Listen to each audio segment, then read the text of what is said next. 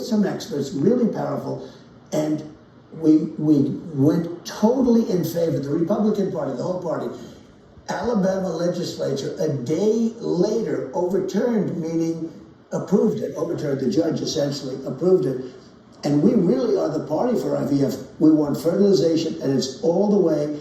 And the Democrats tried to attack us on it, and we're out there on IVF even more than them. So we're totally in favor of it.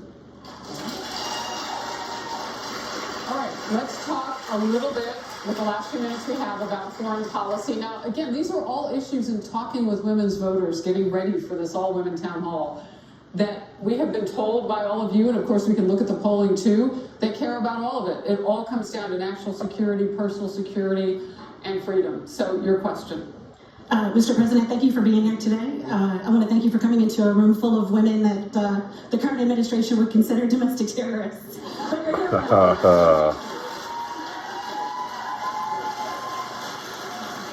is true, Valerie.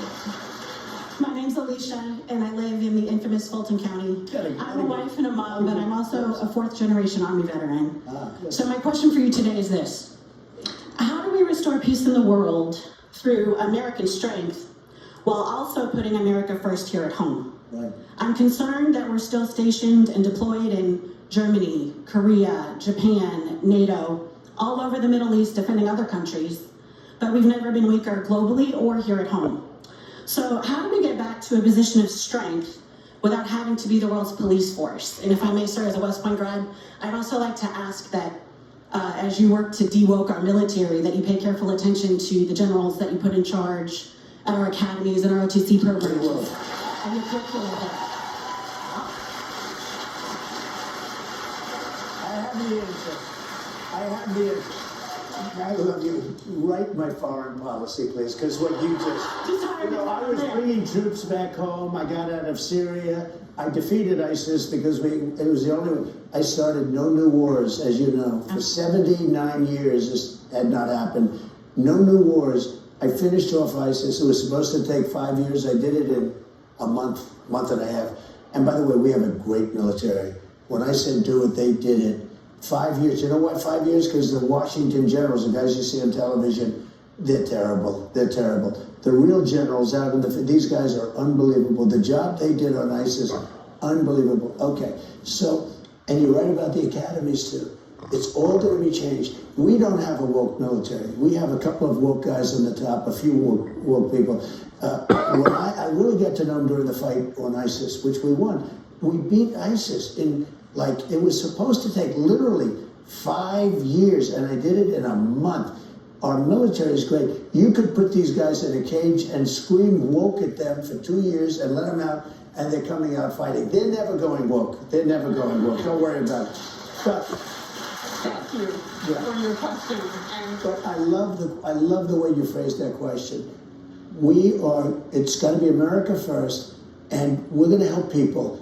But there's no reason for us to have 60,000 soldiers in this country, 40,000 soldiers, and we never get paid. South Korea, we have 42,000 soldiers there.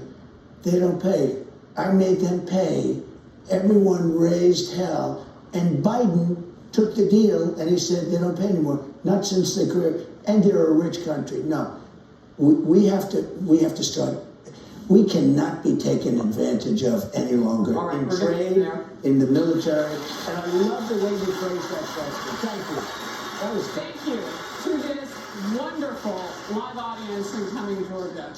It has been a pleasure to get questions from you and to see the engagement here with a candidate. I appreciate your being such great Americans. God bless you all. And Mr. Former President, it is great to have you in this great state. So thank you. Thank you. This has been wonderful. Thanks again to former President Trump and our terrific all-women audience for joining me in Cumming, Georgia. And in just one day, today, both presidential candidates will appear on this network, Fox News. Democratic presidential nominee Kamala Harris joins our own Bret Baier tonight on Special Report. Don't miss it. It's tonight at 6 p.m. Eastern, right here on the Fox News channel, FNC for the Cool Kids. Outnumbered starts now. You just just watched Harris Faulkner's town hall with former President Trump. With less than 3 weeks until Election Day, they sat down to discuss the most pressing issues facing American women, and there are many.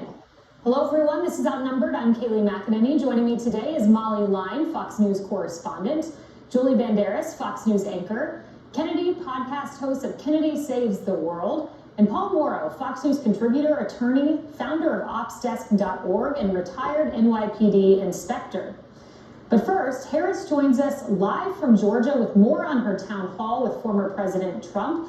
Harris, this was wide-ranging. These were fascinating questions. They came from a woman's perspective, which I think is so important and so very much missing in much of this election.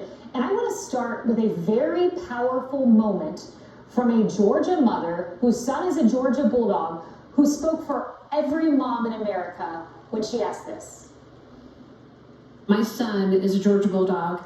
He was on campus the day Laken Riley was murdered. You know, terrifying for all those kids, right? I wanted to know, like, how quickly in a sanctuary city, like they're calling Athens, Georgia, how quickly can you remove those threats to our society so that our children can go out on a run, as they rightfully should be able to do, in a park, in the daytime, by themselves? First of all, we are going to end all sanctuary cities immediately. We're going to end them. Because they're really, Is that an executive order you do that they're with? really, I can do it with an executive order. I'll have to do it with an executive order. You can do it with the Aliens Act of 1798. We can do things in terms of moving people out. We can move them out of the sanctuary cities. Sanctuary cities are really meant for one thing, to protect criminals. That's what they become. We're going to end all sanctuary cities in the United States, and we're going to go back to normalcy. Harris, the way she framed that, every woman should be able to go for a run in America. Yeah. Look, her question does speak to a couple of issues that affect everybody. And we heard her, talking specifically about the state of Georgia, where, by the way, they broke records with early voting as it started a few hours before we sat down for that town hall yesterday. Above 300,000 people voting in this state, early voting in one single day.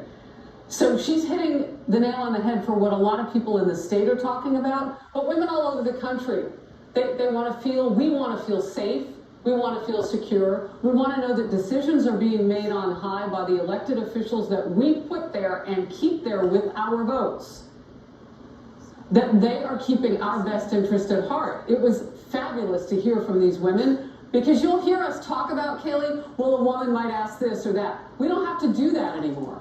I think this changes the game on whether or not at the table, women absolutely have to be at the table when we talk about things like safety and abortion. And former President Trump said, I'm so glad you asked your questions about abortion. A woman does have the right for her body. And then this is why I gave that right back to the states, he said.